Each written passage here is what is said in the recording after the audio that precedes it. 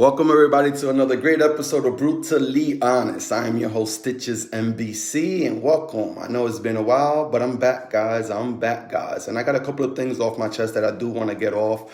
At the end of the day, I did tell you guys that next time I'm going to go live, it has to come from my heart. I have to feel it. It has to fill my soul. I've been doing a lot of things before that I was just being guided by the viewers and the comments, and it all became just entertainment at the end of the day. And at the end of the day, what is it that we're doing if what we're doing is not even fulfilling our souls? If what we're doing, we have regrets or we're not even proud of what we have. Press 1 if it's live, 2 if it's a replay. I do appreciate those that actually share. I just saw my mom's at Walmart. I love you, Mom. And there was something that I had told my moms that I'm actually going to tell you guys right now. Let's get the show started. It goes something like this.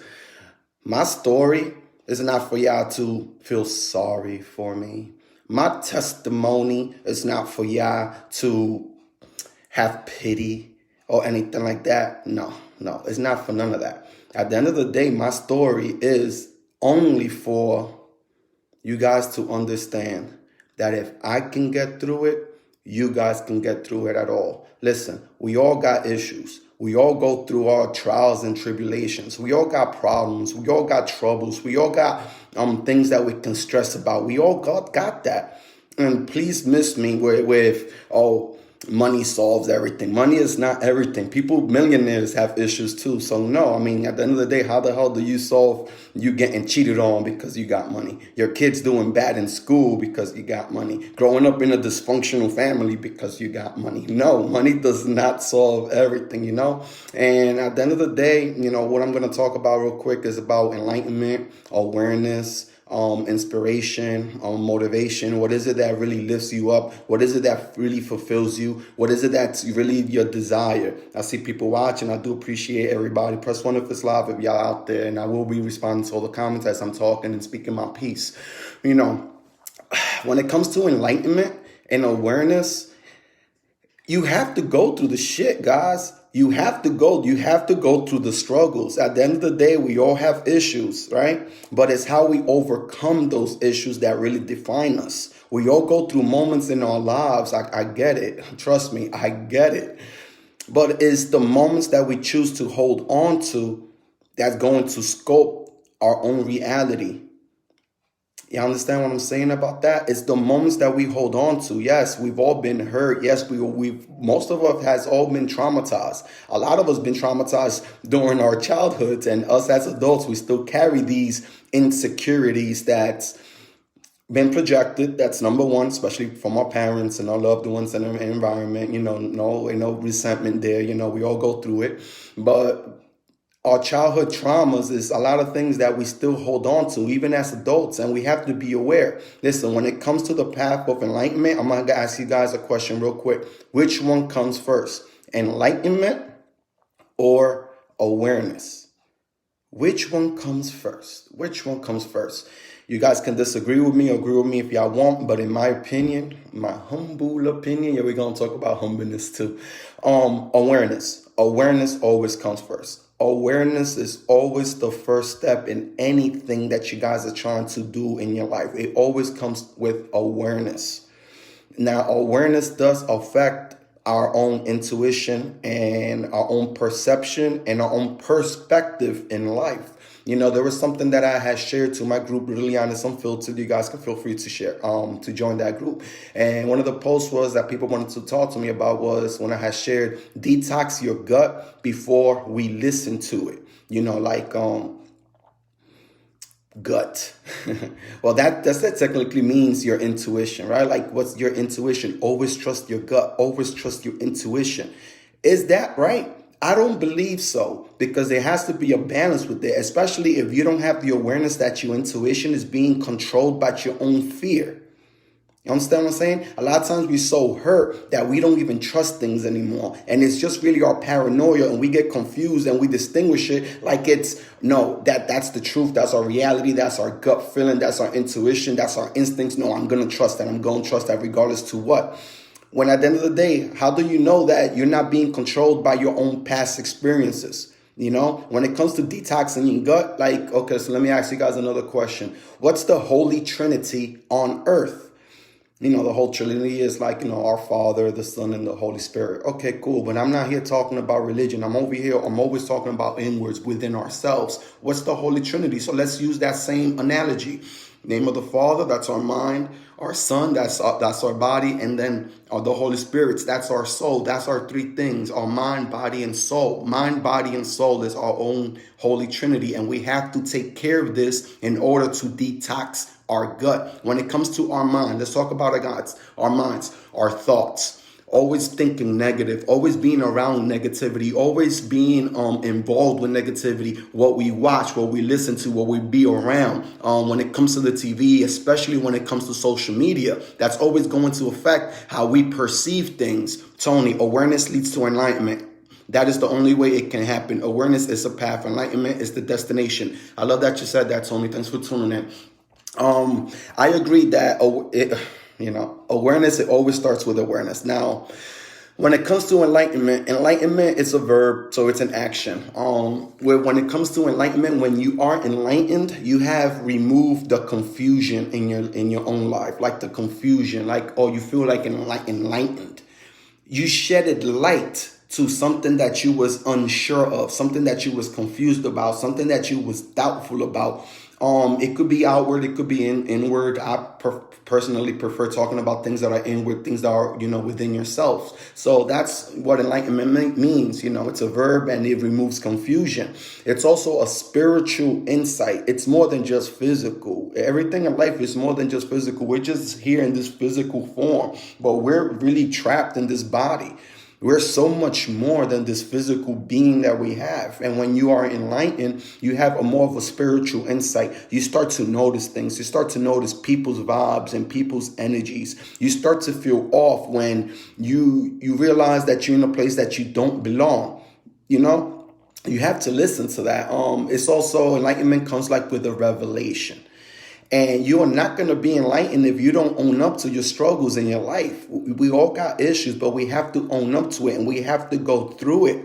We have to go through it. Now, when it comes to an awareness is an acknowledgement. You acknowledge something. When you're able to observe people's behaviors, but not just people's behaviors, it's basically your own behavior as well. How you react, how you act, how you perceive life and things like that. That's when it comes to awareness. What is your truth? Always speak your truth. That's something that I'm always telling my son. You got to speak your truth. You got to speak your mind. You got to speak your heart. Some people might like it. Some people might love it. Other people might hate you for it. But at the end of the day, you have to own up to what your truth is. Whether it's right, whether it's wrong, it's your truth. And it's time the actual reality will be revealed. When it comes to awareness, it's also a painful confrontation. You have to attack all these obstacles that we're going to go through. So when it comes to how do you detox your gut? So mind, okay, the books that you read and things like that. Your body, yes, your diet also affects your intuition. If all you're doing is out here is eating Big Macs, you're not going to be able to think clearly. I'm saying it in a joking mood, but I'm dead serious about that. That's when it comes to your body, how you take care of yourself, your health. Health is wealth, doing exercise and things like that. If you guys agree with me or disagree with me, I'm all for it. I'm here to respond to the comments as they come in. A lot of things people feel like, money is the root of all evil. Do y'all believe that money is the root of all evil? No, I'm just going to answer that for y'all. Money is not the root of all evil. The love of money is. Money only gives you the power to be who you really want to be. Hey, listen, if you're a good guy, if you're a good girl, if you got a good heart, if you like to give and things like that, money is only going to give you the power to be more like that because you have more liberty and more freedom to do those things. But if you're a dick, if you're an asshole, if you're cold-hearted, you really don't like to look out for people, you're selfish, you're malicious, money's just going to make you a bigger dick.